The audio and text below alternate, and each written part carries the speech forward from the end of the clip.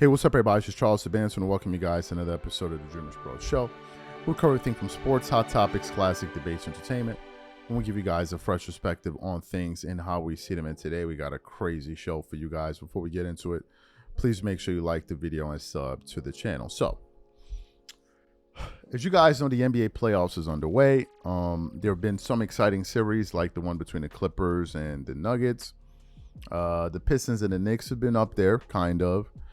But it's still early. We have to wait and see. But I think the Clippers and the Nuggets is a very, very interesting one. Some of them have just been pretty much blowouts. The Lakers one is not. The Lakers, the games aren't interesting because they haven't been close. There's more sort of storylines surrounding the games there's been the headline. But with that being said, nevertheless, it's been actually drawing in some record viewership numbers. This morning I was doing some research and I came across a pretty surprising article with the following headline saying NBA playoffs delivers most watched opening weekend in 25 years. Right, let me just read a little bit of it for you guys. It says the opening weekend of the 2025 NBA postseason drew 4.4 million viewers across 8 games on ESPN and TNT platforms. The most watched opening game weekend in 25 years. The league announced on Tuesday. It's also up 17% compared to last year. It's worth noting that the NBA's Sunday slate fell on Easter. The 3 most watched games were all on ABC, the NBA's lone national over-the-air broadcast partner. ABC games averaged 5.6 million viewers, led by the 6.7 million who watched defending champion Celtics defeat the Magic. That game peaked at 8 million viewers. And then it says the second most watched game was the Timberwolves versus the Lakers, which aired Saturday night on ABC and averaged 5.84 million viewers. And then finally, it goes on to say the six game slate on ESPN's platform, which included the 3 ABC games, 3 ESPN games, averaged 4.5 million viewers, the highest in the network's history. TNT averaged 4.1 million viewers for its 2-game slate on Sunday night, which is the Heat versus Cavs, Warriors versus Rockets, up 23% from last year. The league's regular season viewership numbers finished down 2% after double-digit declines through the first few months, and then the article then goes on to say a few other things there. So as we were producing that show and as I was reading it, I couldn't help but think about Michael Jordan, right? Now, we all know that Michael Jordan is the undisputed best player to ever play in the NBA. Very few people dispute this fact, although people have their favorites, but the vast majority believe that is MJ. And I already knew that Michael Jordan was the biggest draw in NBA history, the biggest star, and it's not even close. Like, it's not. Jordan was one of the arguably the most popular person on the planet. I mean, it was Jordan, Michael Jackson, these were the people, right? And to this day, Jordan is incredibly popular. The impact he had in the 90s and the 80s is so massive that till today, the Air Jordans outsell LeBron, KD, Stephen Curry combined every single year. A cultural phenomenon. So as I was reading that article, I began to think, I'm like, well, what were Jordan's numbers? What were his ratings when he was playing? And initially I thought that, okay, the 1998 Bulls would have record-breaking numbers, which they did. But what stunned me as I was doing more research was I found out that Michael Jordan holds the record for having the 10 most viewed NBA Finals series, or 9 out of the 10 most viewed NBA Finals series in the history of basketball. But before we even get into that report, today's video is brought to you by sponsor, Game Time. One of the things I love the most is making unforgettable memories with family and friends. And one of the things I hate the most is overpaying for tickets only to find out that there was a better deal out there. That's one of the reasons I started using Game Time. Game Time is the easy go-to app for last-minute tickets to sports, concert, and theater events across 60+ states in the US and Canada. Game Time saves me time, money, and stress by curating only the best deals, so I'm not wasting a whole bunch of time scrolling through overpriced tickets. Game Time Picks is my favorite tool. It highlights the best value seats instantly. No more guesswork, no more wasting time. For example, I am super excited about this Game 2 matchup between the Los Angeles Clippers and the Denver Nuggets. Here's what I like to do. I turn on all-in pricing so I know exactly what I'm paying for upfront. I check game time picks to find out the most valuable deals. And finally, I pick the ticket I want. I choose between the cheapest deal, the great deal, or the amazing deal. Once you select the ticket you want, you can use their panoramic seat view to ensure you know exactly what you're getting before you buy. So take the guesswork out of buying tickets with Game Time. Download the app, create an account, and use code CLNS for $20 off your first purchase. Again, create an account and use redeem code CLNS for $20 off. And remember, whenever you support this sponsor, you're supporting this channel. Thank you. Okay, so I want to read from another article from Front Office Sports, and it says, the most watched NBA Finals in U.S. television history. Jordan's Chicago Bulls of the 90s dominate the list. The Cavs-Warriors matchup in 2017 is the only finals on the list since the Bulls era ended. While the NBA has thrived in securing media right deals in the billions, the 2024 finals averaged just 11.3 million viewers, down 3% from last year. The NBA Finals represents the pinnacle of the season, often attracting the highest viewership.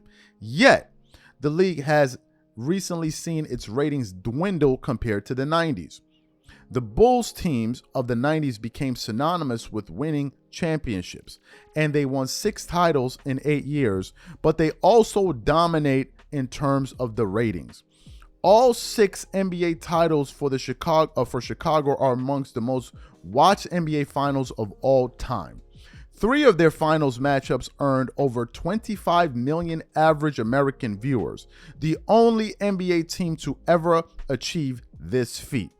The 1998 NBA Finals between the Bulls and the Jazz is the most watched NBA Finals of all time, earning an average of 29 million viewers.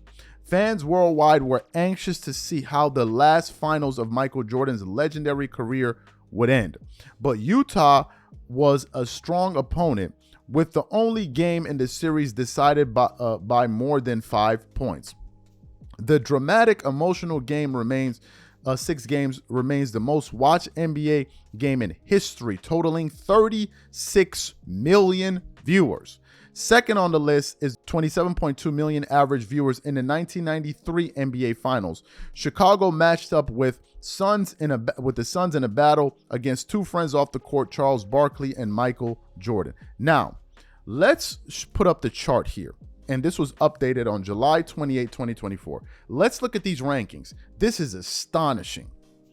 Number 1, 1998 Chicago Bulls versus Utah, Bulls in 6, results. Average viewership 29 million. Number 2, 1993 Chicago Bulls versus Phoenix, 27.2 million viewers. Number 3, 1997 Chicago Bulls versus Utah Jazz, 25.6. Number 4, 1996 Chicago Bulls versus Seattle. Average viewers, 25 million. Number 5, Boston Celtics versus Lakers. 24.1 million. Number 6, Lakers versus Chicago Bulls. 23.9 million. Number 7, Lakers versus Pistons. 2 years in a row. 21.7, 1.3. Next one, 92 Bulls. 20.8 million. So out of the 10, let me just correct myself. 1, 2, 3, 4, 5. 6 of them were series including Michael Jordan. And of the top 5, let me see, 1, 2, 3. Of the top 5, 4 of them were series that included Michael Jordan. Now, there will be some people that will say, well, you know, what about the people watching in China? So people didn't have TVs in China back then? They didn't count those ratings. They don't count those ratings now. Did they count them then? Are you telling me that the United States is the only place you could watch finals games? Who are you kidding here? You can watch sporting events all throughout the world. They carry them on different TV packages. You can watch sporting events on DSTV, Sky TV. Like, what are we talking about here? People were watching across the world. Let's not be ridiculous. Oh, the only place they saw the NBA Finals is in America. Let's stop. You have media partners all across the globe. This is just U.S. viewership numbers. Now, some people are saying, well, there must be more viewership numbers now because more people are watching. Where is this data indicated? Where is it indicated? Where is it indicated in the shoe market? Where's all of this enthusiasm that you may be trying to allude to? Look, folks, MJ dominated basketball on every level imaginable. This is why when these ridiculous zealots come out here trying to argue, well, you know, Jordan definitely is the GOAT on the court, but off the court, LeBron is the GOAT. I'm like, no, he's not. He's not the GOAT on any platform. Jordan is the GOAT on the court and off the court. It's not even up for discussion. It's actually not even up for discussion. You want to know how big of a GOAT Michael Jordan is? Go back to the 75th anniversary introduction or whatever it is, ceremony in Cleveland, Ohio. Who got the loudest applause in Cleveland? Was it not Michael Jordan? How do you explain that? From a player that hasn't played in going on 3 decades. 3 decades. So with all of this, the viewers are up and viewers are down, whatever it is that they're saying. None of these guys compare to Jordan. And I think it's also important to say this, just to take a final shot at these bozos on the left and the right. You guys like to say that this era is better and blah, blah, blah, blah, blah, blah, blah. Okay, I grant you that. Why haven't we been able to identify a star with more star power than Jordan in the 90s? Where is this guy? This is the greatest era ever. Why aren't we looking at anybody playing right now and saying, man, this guy looks like he's going to be the greatest player ever? Why can't we identify this person? Where's this person at? Why can't we identify this person and we can say, man, he's a bigger draw than Michael? Where's this person?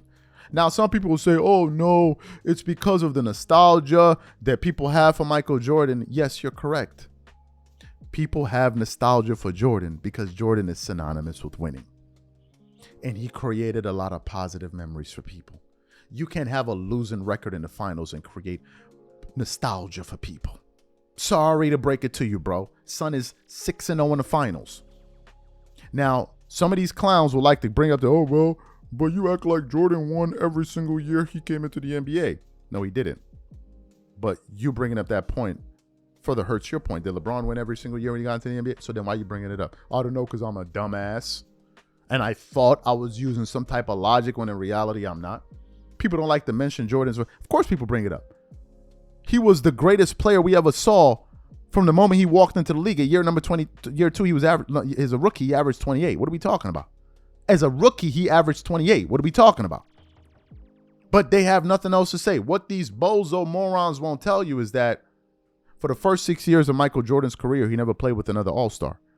The minute he had an all-star, he went to the NBA Finals 3 years in a row and run 3 in a row. That's what these super bozos don't tell you. They don't tell you that. They don't tell you that Michael Jordan only lost 1 playoff series when he had at least 1 all-star teammate. Can your favorite player say that? I don't think they can. Can my favorite player say that? I don't think they can. Please, let's be for real. Jordan is on a totally different level. I'll repeat it once more for the people in the back. Jordan has only lost 1 playoff series when he had at least 1 all-star teammate. Can LeBron or Michael or Kobe Bryant say that? I don't think they can. I just don't think they can. Now, some people say competition is better now. How can competition be better now when the game is softer now? How? These people don't think. They think that they're saying something intelligent. I've told you. I have listened to almost every single LeBron fan argument, and the common thread along all of their arguments is that logic is nowhere to be found. Nowhere. They argue from the standpoint of their own position, but they don't argue from the position of the rebuttal. That's the correct way you argue. You don't argue your position, you argue the position people are arguing against, that are putting against you. So when they're putting up their arguments, they don't realize there's another side to that coin. They don't realize that. Oh, that era was easier. There was no competition. But this era is the softest. The rules are the most lax. Players lose their mind when they don't get a foul call. You're allowed to carry the ball. You're allowed to travel. You can't even touch players. What are we talking about here? That's the environment of the NBA. There's literally no physicality whatsoever. So how could this era be harder? I don't know, because I'm a dumbass. Let's think about this. And the reason that they bring up this point is because, well, because who did Michael Jordan face? My son, who did LeBron face? They used to call the East the Cakewalk East. LeBron has been in the NBA. How many years? 25, 27,000 years. Who knows? He's been in the NBA for 20 years. How many of those teams, how many years did LeBron play in the Eastern Conference? LeBron played in the Eastern Conference for what? 2003, 2013 was still in the East, so that's 10 years. He went to the Lakers with 2000. So LeBron played in the East for what, 14 years? They're about 14 years, right? In that 14-year window, how many champions came out of the Eastern Conference? How many? The Heat had 2. The Pistons had 1. The Celtics have 1. The remaining 10 came from the West. The Lakers got 5. The Spurs, I think, got 4 or 5. The Mavericks got 1. 10 or 11. In the last 20 years, what conference has the most competition? In the last 20 years, what conference has the most champions? Well, let's go through it. The Warriors got 4. The Lakers got 5. The Spurs got 5. That's already 14. The Nuggets, that's 16. That's 15. The Mavericks, that's 16. Who are we kidding here? If LeBron is as great as you says he is, why hasn't he only been able to go to 1 final since he's been in the West? 1. Kobe went to 7 in the West. 7 and won 5. He went to 7 and won 5. Do you think LeBron would have gone to 10 straight championship rounds in the West? You're crazy. You're insane. It would have never happened. Do you know why? Because he would have been facing legitimate teams. In the East, he was only playing against 2 teams. That's the Celtics and the Pistons. In the West, you would have to go through Sacramento. You would have to go through the Spurs. You would have to go through the Lakers. Then, later on, you would have to go through Golden State.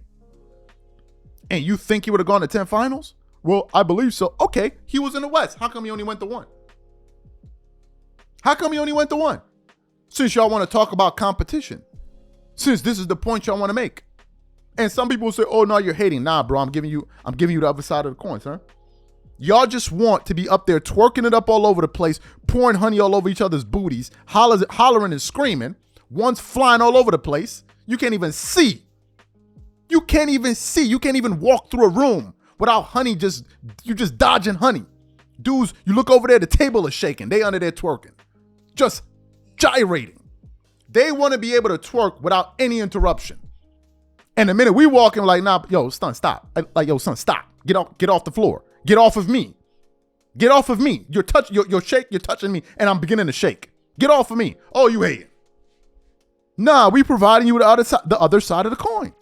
So don't ever come at me with no, ain't no debate. There is no debate. None whatsoever. If Jordan was as relevant, if Michael Jordan was as irrelevant as you guys like to say, and is not the GOAT, why do you constantly compare LeBron James to him? He's not the GOAT. Why you compare him to him? Why don't you just say he the GOAT and that's it? Why you just say he the GOAT and that's it? And I was just thinking about it the other day. I think it's actually laughable to say that these two guys are compared. I think it's actually laughable. I was listening to Suzette the other day talking about Michael Jordan and LeBron, the debate. No, it's not debatable. Debatable on what point? I was thinking about, like, debatable. Debatable in terms of what? What are we debating here? What's the debate point? What point are we, where are we debating? Where are we debating? Let's look at it from a player level. Where's the debate? Jordan is clearly the better offensive player. It's not even up for discussion. It's not even up for discussion. I listened to Zach talk about LeBron is a better offensive player than Kobe. What year did LeBron average 35? What year did LeBron average 34? What year did LeBron average 33? What year did he average 32? My son averaged 35 and a half, son. My son had 4 50-point games in 1 week. My son had 2 60-point games in 1 week. LeBron got 1 60-point in 25,000 years. What are we talking about? What are we talking about? My son had a game with 81 points. 81. For LeBron to have a game where he scores 81, he would literally have to pack a suitcase on his back because the amount of traveling that he will need to do, he would look like a damn choo-choo train going up and down the court. They would just have to clear the space. You think he gonna get 80 on jumpers? You're insane. You are insane. 81 in regular, it's never gonna happen. Ever. I could average lead the league in scoring every year if I want. No, you can't. You don't have the skill set. You don't. That's a fact. So what are we arguing? Offense, nothing to discuss. Nothing. Jordan has the highest regular season average, the highest postseason average, nothing to discuss. 10 scoring titles, so it's not scoring. Defense, nothing to discuss. 9 all-first defense, defensive player of the year. So both sides, that's the majority of the game. Playmaking, Jordan was just as good a playmaker as LeBron, and he didn't have as many turnovers as LeBron James did. So you got that. What else? What else y'all got? What else y'all got? He's not a better offensive player, not a defensive player. They're just the same as playmaker. What else you got? LeBron is more athletic. No, he's not. What else you got? What else you got? Jordan has more championships. Jordan has more MVPs. It's things you like to count. What else you got? The only thing LeBron fans have is counting stats that nobody cares about. And you know who else don't care about counting stats? LeBron fans themselves. Do you know how I know this? Because these wild-ass Thundercats was calling LeBron the GOAT before he had the scoring. They was calling him the GOAT in 2016. He didn't have all the records then. That didn't stop you dudes from twerking it up and breaking honey out the freaking jar and slapping each other with it. That didn't stop you dudes. No, these stats that y'all think he get, nobody cares, bro. Only you dudes care. And if you ever notice something, the only people that think LeBron is a GOAT are LeBron fans. Have you noticed that? But if you go to any other NBA fans, they can have favorite players. Kobe, Jason Kidd, Dwight Howard, whoever the hell it is. John Stockton, Karl Malone. Well, everybody will say Jordan. But here come these LeBron fans. Here they come. Walking down the street, sticking to each other. Too much honey. Oh, LeBron. You dudes are the fan base that celebrates Barbie dolls. You dudes stand in front of stores for 14 hours to buy Barbie dolls. And all I'm trying to figure out is, when you buy this Barbie doll, number one, what are you going to do with that Barbie when you get out the house? You happy? I'm sure when you get out the store. You must have felt really good about it, right? That's the first thing. The second thing, where y'all going to put this Barbie doll? That's what I want to know. You buy the Barbie doll, where are you putting it in your house? Are you putting it on your mantle? So you're going to have people coming over your house and they're going to see a LeBron James Barbie doll? You must be. So that, where you going to put it in your bedroom? Where you going to put this Barbie doll? That's what I want to know. That's what I want to know. Like, even the fan bases, you can't even compare. Jordan got better fans, more knowledgeable fans. So to me, man, look, all this shows you is that he's the GOAT, period. And if he was playing today, he would have better numbers than all of these dudes. If LeBron is better than Jordan, why has he been a part of some of the lowest rated all-star games in history? I don't know, because I'm a dumbass and I'm still going to argue with it anyway.